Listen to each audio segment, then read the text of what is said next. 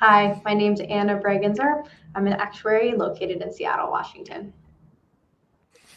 Hello, my name is Greg Stone. I'm a director and pricing actuary with Cypress Property and Casualty Insurance Company. Every person has to ask themselves, once you get past that point, whether you graduate high school or college, is this really for me? And, we can't answer that question for you per se. I mean, I think we can speak to our experiences specifically. And mine is a little bit unconventional. When I went to college, I did not study actuarial science. I was a math major, and I really didn't know what I wanted to do with that. I think I kind of wanted to be a teacher, or I wanted to do something with math, but I just wasn't sure. And so, when I learned about the actuarial profession while in college, and I learned that there was like a series of exams outside of college, and I just said, there's no way I'd take more tests than I need to already. Like that's insane, right? And ultimately I was led back to it because the career at hand, like it aligned with my skill sets. And so the exam process, once I understood why it existed, I think that helped me to make that decision. And I'd love to, hear uh, Anna about, your thoughts about this and how you feel about the exam process. Yeah, my path is kind of the opposite of yours. I learned about the career first. So I always liked math, and I learned about what an actuary is from a poster in my high school classroom. At that time, I had no idea about the exams. I just knew that it was a math related career that sounded like a good fit for me. So I started pursuing that in college without a full understanding of the exam process. But actually, it worked out okay for me because I didn't ever mind taking standardized tests. I'd get some test anxiety and get nervous during standardized test day or when we had a test at school, but I always performed fairly well on those. And so once I learned about the exams, I just thought, okay, well, that's part of it. That'll be no problem. Let's go for it. It was a longer road than I had anticipated initially, but turned out to be a good fit for me. Thinking about your why is going to be really important as you embark on the path to a high stakes testing career. So we all have our different reasons. Maybe it has to do making money, high earning potential. Maybe it's a stable career that doesn't have a high unemployment rate. It's something that's always going to be sought in demand by societies, as Greg was showing, for health, infrastructure, finances, all those sorts of fields. Other people are more internally motivated, so maybe proving their expertise, climbing a ladder, reaching the C-suite. These types of careers can be a path if that is more of your motivator. Um, Another time, maybe one credential leads to many different career paths. So, for example, I would say most CFOs or chief financial officers that I have met in my career have a CPA, are certified public accountants. So, just because you choose to pursue a career as an accountant, a CPA, maybe that opens more doors to you down the road. Um, I'll speak to my experience as an actuary. It's a career where you can earn while you learn. So I chose not to go to grad school because that's something that some actuaries choose to do, but it's not required. So I chose to start working, but pursue my credential while I was working. I think for me it was similar. Um, I think I was a kind of a mix of these. Definitely the earning potential. You always see the kind of the list of the best professions every year to come out, and actuary was always on that list. Um, and like everyone that I had personally known or met that was an actuary was at some like high level or important level within their organization. So that kind of piece of it always appealed to me. Well, we'll next go into just our thoughts on some steps that you can take or should take, regardless of the career path that you're interested in. The first step we suggest is to just map things out. Get to know the actual career that you're interested in. And this is something that I think is probably a lot easier for us now with all of the technology we have out here.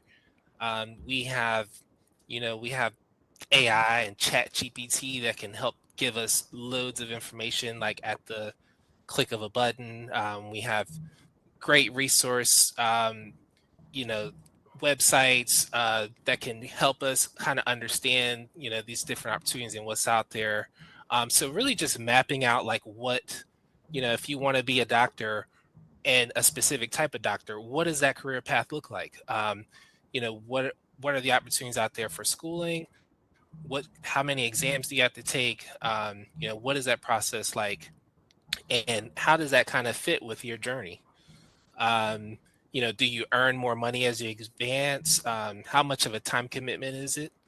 And these are important steps to at least just consider, right? The second thing is, if you know someone, or even if you don't know someone, there are other resources out here to connect with people who are already in the profession that you're interested in. As an actuary, I loved, just chatting with students or potential actuarial candidates just about my day to day and what I do for a living, just to share my experience. And you'd be surprised how many like folks out here who are like at the places or where you want to be would just love to share or just have a cup of coffee. Like, I think that getting that experience from them directly is a little bit different than just going on the internet and finding some general details, because everyone's experience is different, and you might get some insights from someone who does it that kind of sparks something in your brain that like helps you create that why, right? So I would say do not, just finding all the information on the internet is probably not ideal. um, Connect with someone, and this is a way for you to just reach out and maybe develop a resource or a connection within that field. So second step is, do your research. And um, as I mentioned earlier, this is part of the work, right? So even though you have tools like Chat GPT that can assist you to find this information, um, go ahead and explore yourself. If you have like a list of schools that you've always found interest, see if that school offers a major or a related major to your career path. For obviously for actuarial science, there are schools that have actuarial science programs, and things that are catered or specific to those professions. Also, look for scholarships. There is an amazing wealth of resources for scholarships, um, that are both offered by schools and by organizations, um, nonprofits that exist that are, that have connections with organizations who are offering scholarship money, and also employers, folks who are, trying to attract new talent into the profession, younger folks and older folks sometimes who are kind of like-minded and have that vision that they're willing to help you pay, not only to go through school, but for the exam process, which can be very costly depending on profession. So definitely do your research here. There's literally thousands of opportunities for assistance that exist. And I think that this is kind of often overlooked just because it just seems like more work, but it's very, very much worth it to go through that process. Third tip. This one, I feel like I probably should have made this more of a priority when I was starting, because like now that I'm really deep into my career, I understand very much the importance of it, and that is make connections. Your tribe exists out here depending on what you want to do. For we'll make some references to the actuarial profession, because this is kind of our tribes, our group of tribes that you see listed here. Um, but obviously, like within, if you want to be a doctor or a lawyer, I'm sure there are clubs that exist. You might have clubs on campus at your university where you're pursuing a certain career. You might have fraternities or sororities. So, for example, for like there's a fraternity called Gamma Iota Sigma that is for students interested in risk management and insurance, and there's a host of other fraternities and sororities that have that are related to specific professions where you can kind of build your network out there. Um, you have affinity groups, so like the ones that are listed here.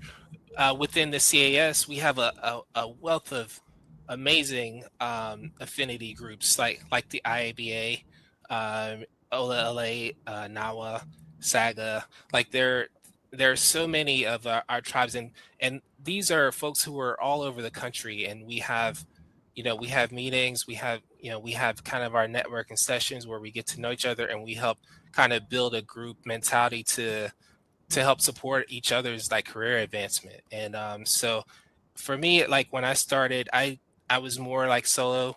I kind of knew about some of the stuff, but I didn't engage with it. And now that I'm later in my career and just seeing the power of that, like it's amazing. I think that this is something that should be like priority number one for you, especially just starting out. Yeah, and I think that these groups, in addition to finding peers who are on the same path as you, can be a great way to find alumni, either from your school or maybe to connect with someone who's experienced in the field to act as a mentor. I know that a lot of these clubs have their own mentorship programs, so making these connections is multifaceted. All right, this might be the piece that a lot of you came here for. We have 6 tips for you on studying for high stakes exams. Number 1, learn your learning style. So there's 4 types of learning styles you might have heard of: visual, auditory, reading and writing, or kinesthetic, doing things hands-on, learning by doing. If you are able to think about that and harness your own optimal type of learning style, that can make a huge difference for your productivity when you're studying, how much you're able to retain, and it can be a real game changer for trying to study for exams like this. So I think there's quizzes you can take online, you can ask your friends, teachers, those sorts of things. Do you study best in a group or individually? That can make a big difference in your study style as well. So think about that. Do you like working with others, or are you better on your own? And then another one that's really been key for myself in my journey studying for exams is when and where do I study the best? So I know for me, I'm much fresher in the morning. So I would try to rearrange my day so that I can get my study time in the morning, because I know that after a full day of work, by the end of the day, my brain is mush. I can't focus. I'm just tired, and I don't want to try to be productive. So do what's going to be easiest for you. Work with yourself rather than against yourself. And then the setting as well as the time. So are you best in a quiet library, a noisy coffee shop, having that ambient noise, or somewhere else? Maybe it's your couch, finding that place for you. As you go through your journey, some of these become adaptive. So you might, early on, you might have a certain style, learning style that kind of appeals, and then, life changes and, things happen where you have to adapt. So I think this is really a key point, is understanding what fits best for your situation. Um, the second tip I want to go into detail on is really about the planning part, and for maybe like 1% of the population, we can kind of wake up a few weeks before an exam starts, churn through a manual, and crank out a pass, right? But for the majority of us out here, planning is everything. And so with that, start early, start earlier than you think you need to start. And when you start early, it kind of gives you an advantage of mapping things out and saying, okay, how much time do I really need to put in the time, right? So let's say you have an exam that you know will take 200 hours. You can go ahead and map out like what your days will look like. So, okay, knowing like, okay, I have 3 hours a day to study. Roughly how soon before the exam should I start? And you create that plan ahead of time. That's going to help alleviate so much of the stress that you feel leading up to the exam time. Um, and really just I think the key thing there is just to set like small goals, right? So maybe you start by just saying, okay, I'm going to set a goal to stick to my study plan for week one, right? And then kind of have those checkpoints to say, okay, am I sticking there? And have not just an hours goal, but like a lesson or a plan goal. So I want to get through these 5 lessons this week. Did I stick to my lesson goal? Did I stick to my hours goal? And just setting those small goals along the way will really take a big thing or something that looks massive and break it down into small chunks to help you succeed. Yeah. Tip number 3 that we have closely related to number 2, but dedicate time and manage it carefully. So Greg was talking about thinking about if you need 200 hours, how are you going to break that up over 3 months or 6 months or whatever the time frame is? And for me, something that's always been important was planning in time for fun stuff. I didn't want to miss out on hanging out with my friends on the weekend. I didn't want to miss out on a birthday party, that sort of thing. So, how can I meet my study goals and also have my social life and get it all done? That's where the planning really comes in. Committing to one goal each week or whatever time frame it is, trying to meet those smaller goals, like Greg was saying. Um, if you fall behind, that's going to happen. How are you going to make that up? Maybe I can add in one more hour each day or something like that to get back on track. Um, and then this comes back to tip number 1, thinking about your learning style. So using that, blocking out time of the day when you're most productive and trying to stay on schedule that way. So working with your style rather than against it. Absolutely.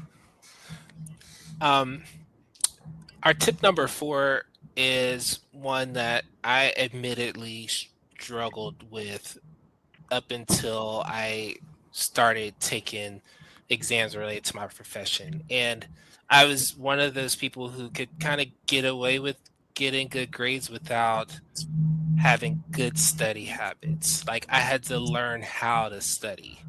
And this one really just relates to the quality of your study time kind of being more important than how many hours, right? So my phone is never more than 2 feet away from me at any time. And so, like, these kinds of things always exist as distractions. So, when you're studying for exams like this, you have to kind of be on guard against, how much these things affect you. You can set timers to basically put on do not disturb mode while you're studying. Um, with your family, your friends, they don't really understand the importance of, you know, these exams always, and will interrupt you with questions or things that they need, and sometimes you do have to set those boundaries there to make sure you're staying on task with things. Um, obviously start, and this is a key one. Starting with the end in mind, and by that I mean um, when you're taking an exam, we kind of have this tendency to just dive right into the details. And most exams that we take have some kind of overlying theme or principle that is the objective of the exam. A good strategy I've kind of adopted throughout the process was to every time, I kind of centralize that theme of that exam in every paper or every like section that I read. I try to create like a literal diagram to say, how does this tie back to the central theme? And that has really helped me to keep perspective and not really get too far into the weeds on on the details for the actual exam. And the third one is really just to don't be so hard on yourself. It's a long process. It is a marathon. It's not a sprint.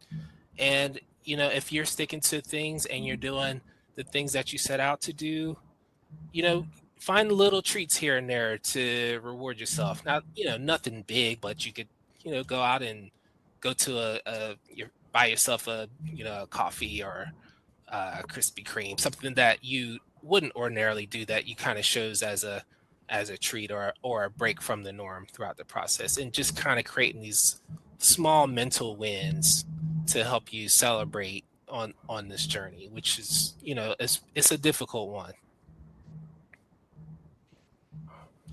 Yeah, I liked what you said at the beginning of that one, Greg.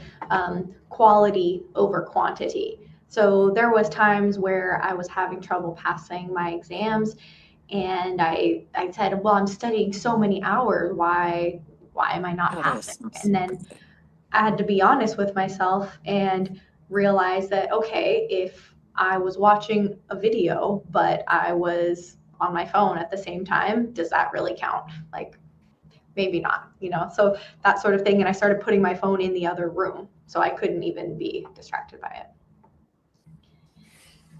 Yeah, point number 5, lean on your network. So we hit this point hard a couple of slides ago. Finding people to study with, a study group if you're someone who does well with study groups, an accountability partner. That might be someone to study with, or it might be a friend who you asked to text you every week and ask me how my studying's going, that sort of thing. If you have to be honest with someone and it's not very good lately and here's why, that can be something to help you get back on track. Your coworkers, if you have people going through the same process as you at the same time, you can lean on them and work together. Or maybe it's someone mentoring you, someone who's been through what you're going through now, and they can be there to support you. We've also got those industry groups that we referenced a couple of slides ago. People in the same field as you can be a great resource to lean on. Absolutely. And I can say personally, I've used pretty much all of these at some point. The accountability partner is really, especially if you have someone who's just stays on top of you, it can really be a motivator. The study groups, you can just ask questions on things that you just don't make sense, and they can explain in a different way. So I think that that's a great host of tips there for networking. The last tip is one that, when I was going through this process, and this was something that this was the main reason why I was at first hesitant about it, is, the feeling of failure to me often just came with so much emotion, in a bad way. And, I had to ask myself, like, is that something that I wanted to go through, as a working adult? And one thing I can say, having gone through the process is, it absolutely was worth it. And I would say, failure is normal. You you're not learning, when you're failing, you're kind of learning too, right? Because often when you fail an exam, there was something or some series of things that you didn't know as well as you thought you did, and that process can be hard. Don't get discouraged about not getting the results, but instead just look at, where did I go wrong? So, the next thing would be just, learning, hey, what did I not know on this exam? I would often go back and just kind of look at where I missed things and ask myself, did I truly master that topic, or did I just kind of know it at the surface level? So definitely, learn what you don't know from it. You can't take back the result.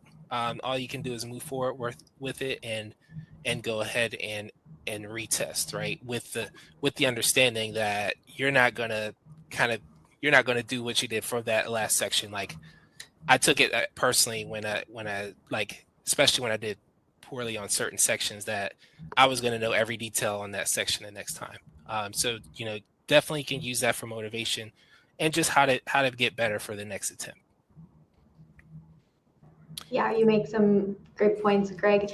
And I will say very few make it through a whole process like this without any failure. I had plenty of my own. It was an 8-year road or so for me getting through all of my exams. There were multiple times that I questioned, is this for me? Maybe I should quit and do a different job. Ultimately, I made it through. It's been very rewarding to have finished that path and has opened a lot of doors for me in my career. So it's been worth it, and I'm glad that I made it through. How about you, Greg?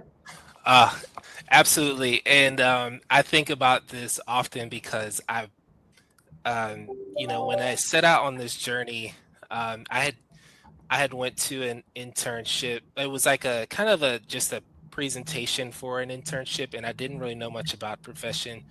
And I just took a leap of faith. And it, like you said, Anna, it is not easy. But looking at it today, it affords me to have a stable career. I make great money. I have a family. Everything that I desired when I set out to do this.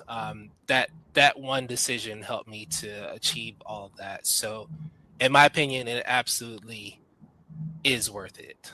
And the exam taking process is just a part of the journey. And it's one that you can be proud of. There are many actuaries out here who all have their kind of stories, about the process and how it shaped them to be who they are. So look at it for what it is. You're kind of moving yourself into the echelon of the 1%ers, the folks who know a great deal about their subject matter. You're becoming an expert on that, and that's the way it should be viewed.